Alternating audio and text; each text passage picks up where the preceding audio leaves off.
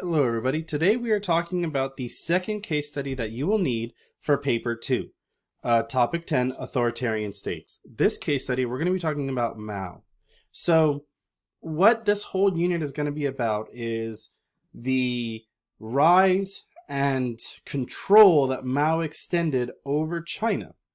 And the goal of paper 2 is that you're going to be able to compare and contrast, make connections, and link possible direct examples to each other as exact replicas or have a direct connection, or you're going to be comparing and contrasting how they use the same method, the same condition, the same ability, the same action that help them rise to power. Is it going to be exactly the same? Of course not. This is where we're going to get to the part where it's the apples and oranges, right? On the surface, you cannot compare apples and oranges, right? An apple is an apple and an orange is an orange. They're very different fruits.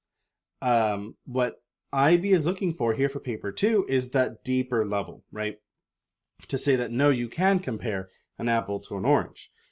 They both have color on them. They both have flesh. They both have seeds inside. They both have a peel. They both grow from trees, so on and so forth.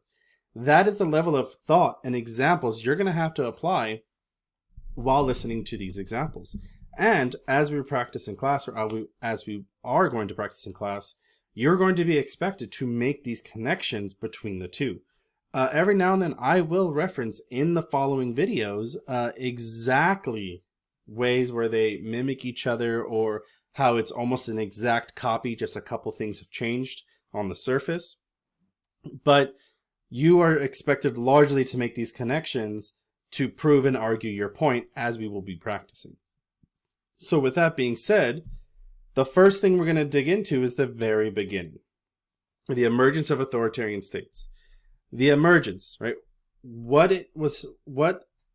was happening, or how the Chinese Communist Party, the CCP, and Mao Zedong came to power or manipulated the environment to come to power, right? So the first bullet point, as we know, conditions in which authoritarian states emerged, all has to do with what was happening around Mao, around the Chinese Communist Party, around China, that helped them come to power. So when we're talking about economic factors, we're looking at finances and money. Social divisions, we're looking at how the country was divided among social lines. Impact of war, we're looking at the finer details of how wars led to the CCP or Mao coming to power. And the weaknesses of political systems, right? How the governments were weak, or what government, or how a government was weak that enabled Mao to manipulate the situation. The second bullet point is methods used to establish authoritarian states. The second bullet point is all about what did Mao and the Chinese Communist Party do. Now, you've heard me throw that around back and forwards. Mao, his full name is Mao Zedong, as we will hear in lectures, and he is the leader. He is China's Adolf Hitler, right, for the purposes of this example. And the Chinese Communist Party is the Nazi Party, right, as an allegory, right?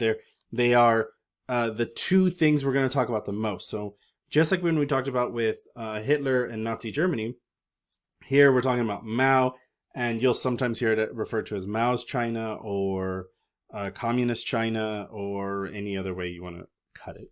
Now, so with the methods used to establish authoritarian states, we're looking at what Mao and the Chinese Communist Party did, or the CCP, however you want to call it.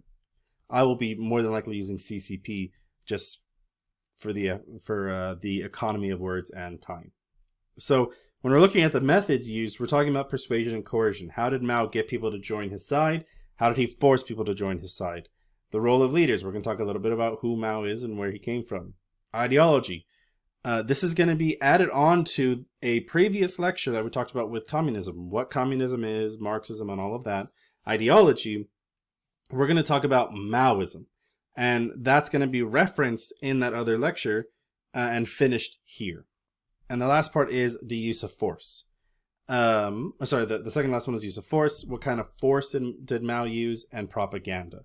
So in the following videos, we're going to approach these one by one, bullet point by bullet point, to really explore and show just how Mao and the Chinese Communist Party came to power in China.